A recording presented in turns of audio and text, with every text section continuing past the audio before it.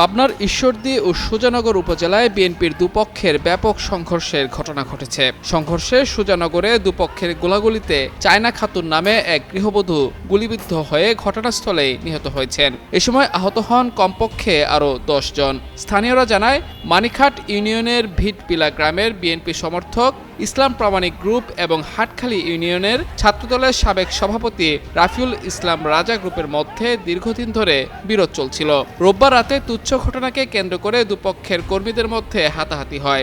এরই জেরে সোমবার সকালে দুপক্ষ সংঘর্ষে জড়ায়। এ সময় হামলাকারীরা বেশ কিছু বাড়িতে ভাঙচুর চালায়। অন্যদিকে ঈশ্বরদীতে বিএনপির দু গ্রুপের মধ্যে সংঘর্ষ, গোলাগুলি, অফিস ভাঙচুর ও মোটরসাইকেলে অগ্নিসংযোগের ঘটনা ঘটেছে।